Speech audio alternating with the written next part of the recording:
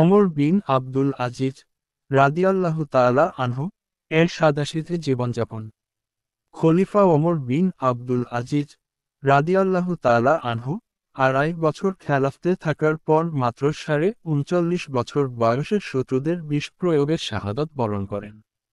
তার বিরুদ্ধে অভিযোগ করা হলো যে তিনি দুটি বদ্ধ ঘরে সোনা দানা ভর্তি করে রেখে গিয়েছেন, যার সবই রাষ্ট্রীয় বায়তুল মাল থেকে তিনি আত্মসাৎ করেছেন।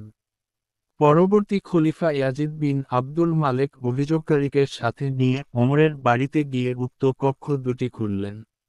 দেখা গেল সেখানে আছে কেবল একটি চামড়ার চেয়ার, একটি পিতলের বদনা, 4টি পানির কলসি।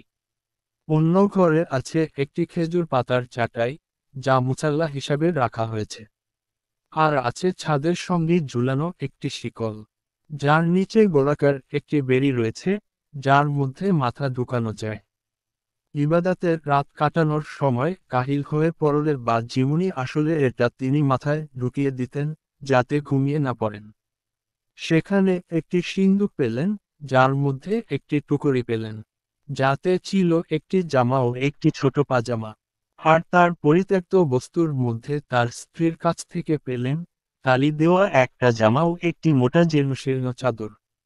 এ অবস্থা দেখে খলিফা কেঁদে ফেললেন এবং অভিযোগকারীর ভাতিজা ওমর ইবনে ওয়ালিদ ইবনে আব্দুল মালেক লজ্জিত হয়ে বললেন, আস্তাগফিরুল্লাহ, আমি কেবল লোকমুখে শুনে অভিযোগ করেছিলাম। আল বিদা ওয়ান নিহার 9/223। শিক্ষা: ইসলামী খিলাফতের খলিফাগণ এমনই মহত্তম দৃষ্টান্ত পৃথিবীবাসীর জন্য রেখে গেছেন, যা শত্রু মিত্র সকলের জন্য এক চিরন্তন শিক্ষা বহন করে। এরকম আরও অনেক ভিডিও পেতে লাইক দিন, কমেন্ট করুন এবং চ্যানেলটি সাবস্ক্রাইবও করুন।